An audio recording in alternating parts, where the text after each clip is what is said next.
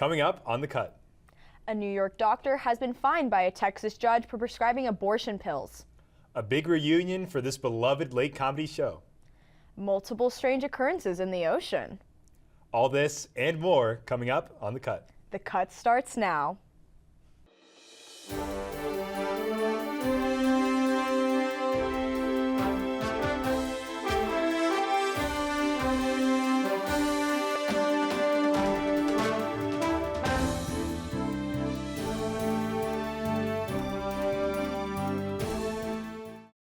Hello and welcome to The Cut Network. I'm Tyler Abrams. And I'm Andy Ruiz. The Trump administration is beginning the discussions of ending the war in Ukraine with Russia this coming week, but without the input of Ukraine itself.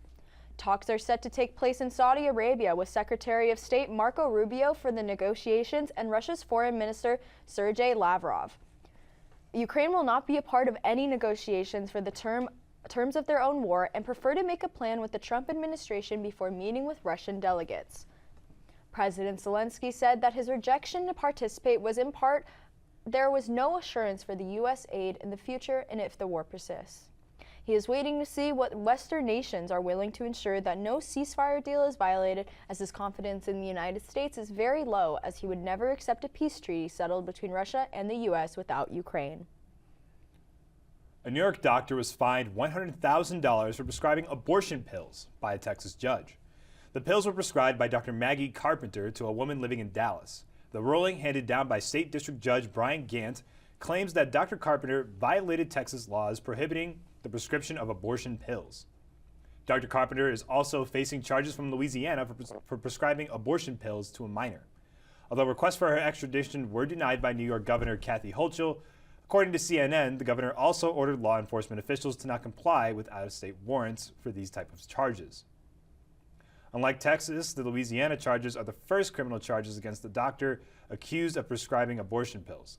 They also are challenging New York's, quote, shield laws that protect doctors' ability to prescribe contraceptives and birth control across state lines.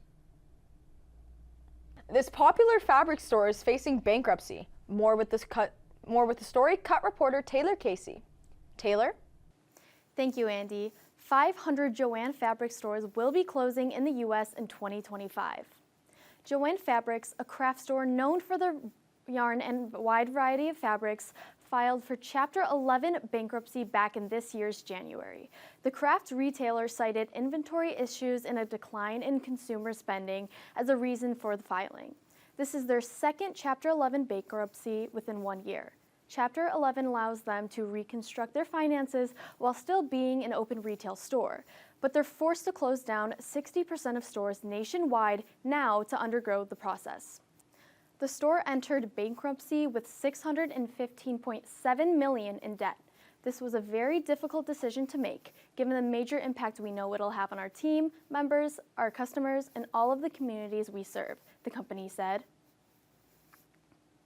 Joann's, along with other large retail companies, is struggling to maintain in their sales. In competition with Amazon, Temu, and Shein, expect to see other closures planned in 2025, including Party City, Big Lots, and Macy's. For the Cut Network, I'm Taylor Casey. Thank you, Taylor. It is sad to see this well-known store go. 9 people have died, 8 in Kentucky, as a result of harsh weather hitting much of the eastern U.S. Hundreds are stranded because of the flood, and President Trump has approved the state's request for a disaster declaration. Much of the deaths have been caused by cars getting stuck in water, and there have been at least 1,000 rescues across the state since the storms began Saturday. A state of emergency is being implemented in many countries, as well as evacuations of residents who could be victim to flooding. Saturday Night Live reunited old and new cast members for special episodes. Cut reporter Abby Jurek has all the laugh-out-loud moments from this weekend. Abby? Last weekend, Saturday Night Live, or SNL, celebrated its 50th birthday. The celebration included airing the first ever episode on Saturday night, and then a live event on Sunday evening that included a lot of well-known stars. Stage and audience alike were packed at Sunday's performance. SNL's familiar home base at Studio 8H in Rockefeller Plaza was bustling with past and present cast members and hosts. The show's creator, Lauren Michaels, was of course in attendance and was center stage for the traditional farewell at the end of the show. Steve Martin, a 16-time host who played a huge role in getting SNL up and running, was also featured on the show and performed the opening monologue. Some celebrity all-stars of the night included Eddie Murphy, Tom Hanks, Meryl Streep, Kate McKinnon, and of course Tina Fey and Amy Poehler did the questions from the audience. Among other skits, the anniversary included classic Black Jeopardy, Debbie Downer, and a visit to the Weekend Updates desk. The show closed with an SNL-styled remembrance segment for past shows and cast members, done by the one and only Adam Sandler, and a John Mulaney mini-musical. The show was SNL-esque to say the least, as it made Americans across the country laugh, just like it does every Saturday night. For the Cut Network, I'm Abby Jurek. Thank you, Abby. It's great to see how the SNL legacy has continued for decades. A moment of terror for a Chilean man as he was briefly swallowed by a humpback whale while kayaking off the coast of Chile. The viral video captured Adrian Simancas kayaking with his father Del, 600 miles south of Santiago, the capital of Chile. Suddenly, Adrian was swallowed by the whale just yards away from where his father was recording. According to the Associated Press, Adrian felt, quote, "I thought it had eaten me, that it had swallowed me," end quote. A few seconds later, Adrian resurfaced, released from the whale but still shaken. In the video, Adrian's father, Del, can be heard calmly telling him to stay calm and focus. Fortunately, after a few seconds in the water, Adrian was able to swim back to his father's kayak, and both father and son returned to shore uninjured. Another strange situation happened in the ocean. Cut reporter Izzy Ludlow has what happened. Izzy? Thank you, Andy. A rare deep-sea creature is making waves on social media, and it's got Gen Z feeling emotional. A video of an anglerfish rising to the surface for the first time ever recorded has sparked a viral trend, with many calling it a symbol of strength and resilience. The Black Sea Devil, usually found thousands of feet below the ocean, was spotted near Tenerife, Spain, a sighting that stunned both scientists and social media users. Unfortunately, the fish didn't survive long, as its unexpected journey has inspired TikTok users to share emotional reactions, poetic tributes, and even AI-generated animations. Some psychologists say the viral moment resonates with people struggling through adversity, turning this deep-sea marvel into a symbol of endurance. While the reason behind the anglerfish's surfacing remains a mystery, its impact on social media is anything but. Proof that even a creature from the darkest depths of the ocean can shine bright, if only for a moment. For the Cut Network, I'm Izzy Ludlow reporting. Thank you, Izzy. Now, Cut Sports anchor Courtney Smith has what went down with sports this week. Courtney? Thank you, Andy. Welcome back to Sports on the Cut. My name's Courtney Smith, and this week has been a very interesting week in sports. St. John head coach causes massive controversy in connection to his halftime speech, and a college student wins $100,000 after beating Bucks star player. Let's get straight into the sports.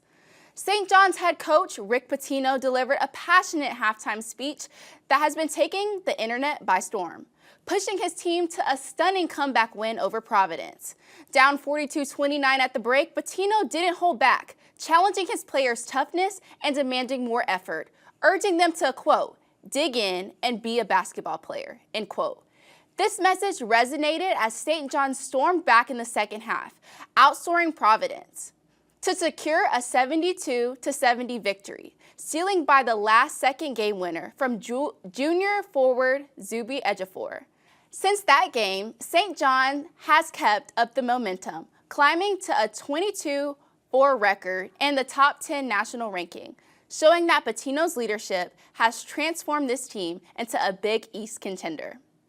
Jaren Barajas, a college student, pulled off the unbelievable upset during the NBA All-Star Weekend, defeating Milwaukee Bucks superstar Damian Lillard in a shooting contest and walking away with a $100,000 prize.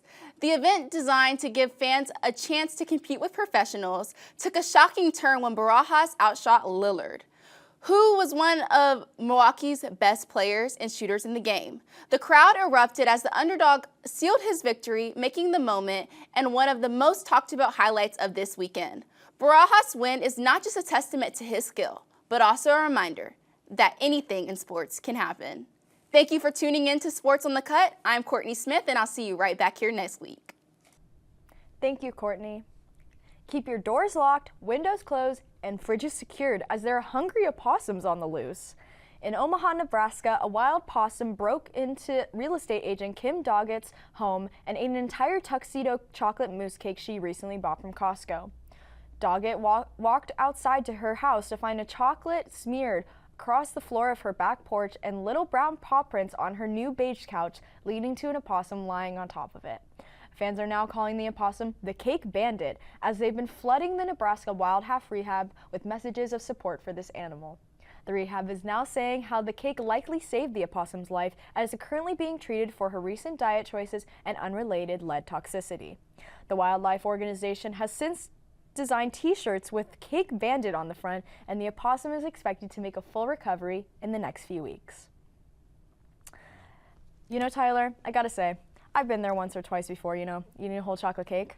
Well, Andy, I think you might be alone on that one. Well, all right. Thank you for tuning into The Cut. Be sure to follow us on Instagram at The Cut Network and on X at The Cut ASU. Have a nice night.